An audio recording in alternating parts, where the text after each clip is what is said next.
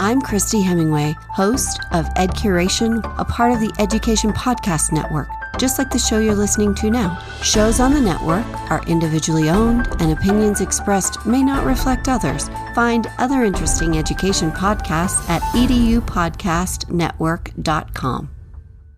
Hello, Empowered Principals. Welcome to episode 307. Welcome to the Empowered Principal Podcast, a not-so-typical educational resource that will teach you how to gain control of your career and get emotionally fit to lead your school and your life with joy by refining your most powerful tool, your mind. Here's your host, Certified Life Coach, Angela Kelly Robeck. Well, hello, my Empowered Principals. Happy Tuesday. So happy you're here. I've got a very interesting topic today. I'm just going to cut straight to the chase and talk about the difference between allowing things to be hard, expecting things to be hard, and then how to know when something is too hard. We're allowing too much hard, okay? I've been doing this in my personal life and in my professional life, but I've been looking at how I show up, how I approach work. I, like many of you, I think all of you, if you're a principal, you did some hard work. You did not sign up for school leadership thinking it would not be hard.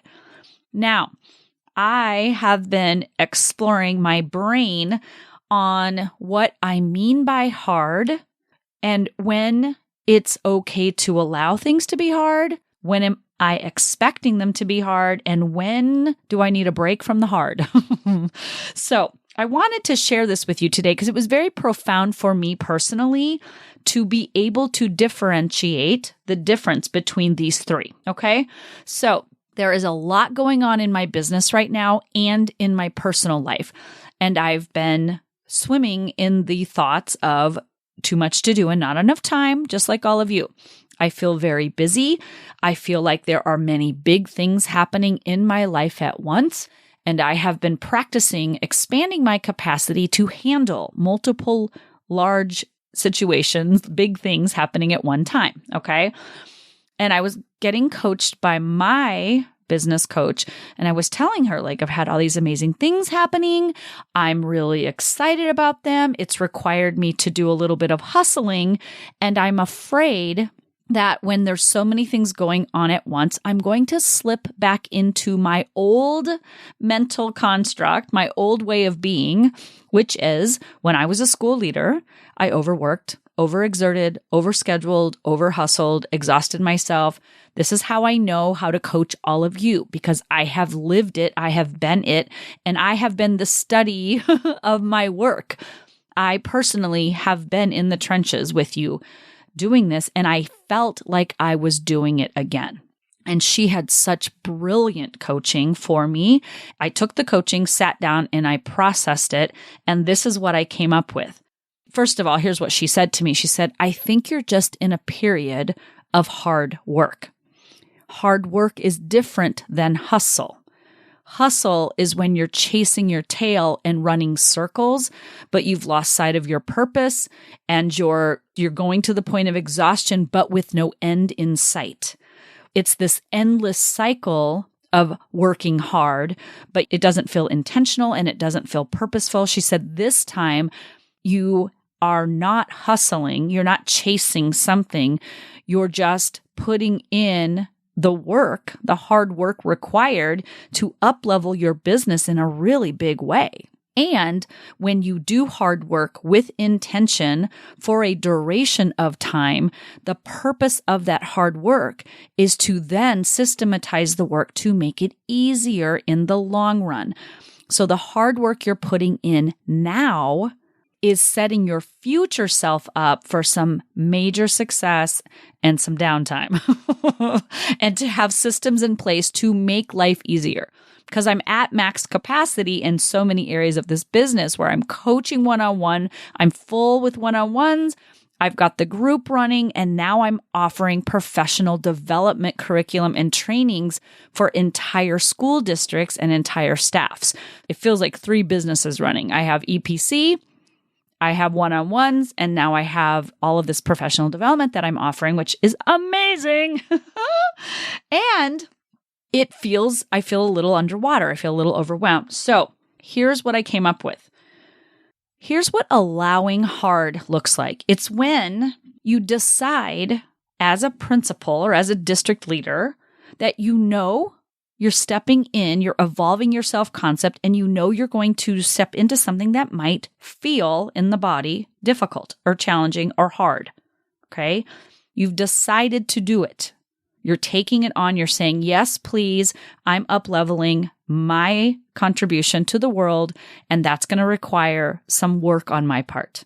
You anticipate it being hard, but not to the point that it deters you from not doing the work. So you know ahead of time there's going to be some hard work involved, but I'm all in. I'm going to do it anyway, in spite of knowing it's going to be hard work. And then you prepare. You map out, here's what I need to do, or here's what I think I need to do, and here's what I think is going to be hard. And I'm going to plan, what am I going to do when this feels hard? So that's what I've been doing. I've been breaking down like what parts of this feel hard and what is my solution to when it feels like it's too hard or it feels like it's stalling my progress. What are my solutions for that ahead of time? And then I commit to it being hard, and I get busy and do the work. But what I have noticed, like yesterday, I did a power day of working. I wasn't coaching. I was simply working, and I blocked off 2-hour blocks. So I had 2, and you know, it did get like some things bled over and took a little longer. So I ended up working 2 hours later than I wanted to, but I booked from 8 to 4, and I decided at 4 I was going to work until 6 because I decided with intention I wanted to get these projects done that I had planned for myself. And of course, life happens in the middle, or something took a little longer. And I made that decision and worked from 8 to 6 straight. Basically worked through my lunch, only left my workplace to use the restroom, those kinds of things. Okay. But I also did mini breaks. I could feel my brain slipping, losing focus. I got up, emptied the dishwasher, right? Or I got up and got a drink of water. Or I just stood up and did a quick 30-second stretch, and then I kept going to refocus myself. I took small breaks, but very small doses of breaks to keep my focus going so I wouldn't get distracted. Normally, if I start cleaning one thing, then all of a sudden I'm doing laundry, but I wasn't going to do all that. So I had to focus and take breaks in small doses. But allowing hard, you don't do it forever. There is a duration to it. So you take a significant break, meaning I took off from 6 p.m. I did not look at work, think about work. I could hardly keep my eyes open. And I took a break from 6 to 9, and then I let myself go to bed early, read a book, relax, do my meditation, and sleep soundly from 10 to 6 this morning. I gave myself time to rest and recover because today I got up again and had to do the thing again. And I'm doing this for a duration of time because there's some deadlines to be met. I'm traveling on bereavement tomorrow. I'm going out of town for bereavement Wednesday, Thursday, Friday, Saturday, and Sunday. I have company and plans. And I know Monday, Tuesday are going to be heavy lifters because on Wednesday, I'm flying out to Illinois to provide this professional development training. So I can see I have a limited amount of time. So I need to be very purposeful and intentional about that time. But I know I'm not going to have to heavy lift forever. I'm allowing it to be hard now, knowing there is a duration, that it will come to an end. And when I'm ready, I get in and I go back for more. I let it be hard again, and I embrace that hard, but I keep perspective. This is a sprint. It's on a marathon. I'm going to sprint for a couple weeks, get this done, take some time to breathe, come up for air, rest and recover, and then dive back into the hard. Okay? That's allowing things to be hard when you're intentional about the duration of hard, giving yourself rests and breaks. And you can give yourself a little break, a medium break, or a big, long, fat break, like summer break or holiday break or whatever. But you have to remember, it doesn't last forever because you are driving this train and you are deciding how long you're going to allow hard work and when you're going to take a break. Okay. There's some balance there versus expecting hard work. Expecting hard work is when you kind of expect everything to be hard and you're just succumbing to the fact it's going to be hard. And what happens is people tell you school leadership's going to be hard and you're like, yeah. But when the train comes rolling in, you actually feel like you got hit by it. You're not driving the train. You got hit by the train. You didn't really expect it. It's like when you become a parent for the first time, you had no idea how hard it really was. You just can't know until you know. Okay. So sometimes you expect it to be hard and you're just succumbing to the hard, but you are a little bit shocked. You're a little bit in disbelief. You're a lot in overwhelm. And what you do instead of allowing things to be hard and planning breaks and coming up for air, you attempt to keep up. Like the train's chasing you and you're just running right in front of it, trying just to stay 1 foot ahead of the train coming at you. That is the overwhelm cycle that I speak of, okay? So you can run for so long, but you know what happens. You're going to fatigue out. You're going to tire out, and either the train's going to hit you or you're going to jump off the tracks and you're going to be so exhausted that you slip into what I call the underwhelm cycle, which is just the reaction to the overwhelm cycle. Eventually, you just peter out and then you freeze or you numb up or you start to blame and complain. It's the system, it's these people, it's this thing, it's blah, blah, blah, whatever. You externalize, which disempowers you, and you resign. Well, I guess I just have to expect it to be hard. And you resign to suffering. You expect it to be hard, so it actually feels harder than it would have. There's a difference between allowing it and being in control and charge of it and driving the train of hard versus feeling like you're getting run over by the train of hard. It just feels hard. You're almost a victim to it. And the more you believe it's going to be hard and that you have to just lie down and take it, the harder it gets. But the problem with that is it gets harder to the point that nothing changes and you either burn out and you go through school leadership robotically and numbly. You just like go through the motions of it, but you're so miserable and unhappy, or you quit. And that's the worst thing because you're amazing and school needs you and the children and your staff members need your brilliance. So that to me is the biggest tragedy of all, is when we expect it to be hard, we succumb to the hardness, we don't feel we have any control over it, and we just give into it by either just going numb or giving up completely. Okay.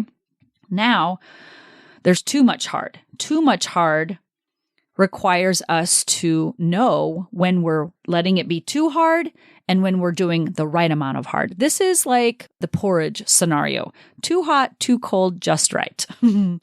So the three bears here, we're looking at too much hard, to letting things just run over us and be just too little control versus just right. Okay.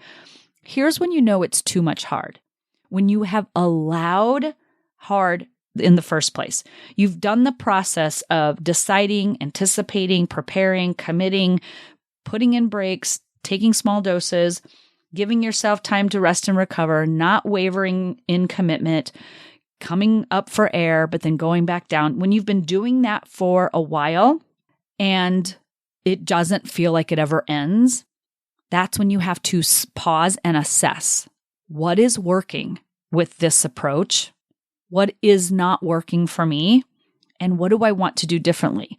If it feels like you can never come up for air or the time you come up for air is not long enough, you want to notice that. Your body will tell you. You will feel mentally fatigued, emotionally fatigued, physically fatigued. And then you ask yourself this question: is this hard thing that I'm continuing to do and strive for, is it serving me? Or is it in service of my goals and dreams? Yes, you are in service to your school community, but I'm talking about you. Is it in service to your physical health, mental health, emotional health? Is it in service of the dream and the lifestyle and the professional experience you want to create for yourself? And you have to answer honestly. Is it a yes or no? It might be too much. So if it's a yes, why? If it's a no, why? You need to prioritize your dream come true and your goals. And if it's yes, you want to continue, but you need to adjust either the capacity or the duration or the schedule so that you're allowing a little more breaks.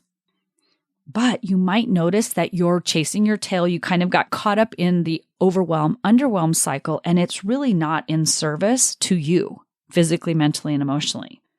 So 2 things need to happen. If you're chasing your tail and you're caught up in an overwhelm cycle, you have to either adjust your actions and slow down the pace to give yourself more time to rest and play and recover, or you need to drop the story, the mental story, that it's too hard and you can't do it, right? Sometimes it's actually we're taking too many actions and we're exhausting ourselves and it's too hard that way, or we're creating the story that it's too hard. And that's when we're just expecting it to be hard and we're blaming it to be hard. It's a mental story that's too hard versus an action story that's too hard. Those are the differences. So I hope this has been helpful, because there are times where I just expect things to be hard, and lo and behold, they end up being harder than I thought because I'm playing victim to them, or I'm really doing all the things and it is actually just too much for me and I need to take the break. And then I work towards the sweet spot, which is allowing it to be hard, coming up for air, rest, play, and recovery, and then repeat and rinsing, doing it all over again. All right? Go be well, my empowered principals. Happy November. Happy Thanksgiving if you celebrate here in the United States. If not, enjoy your time off from school, and we'll talk to you guys next week. Take good care. Bye.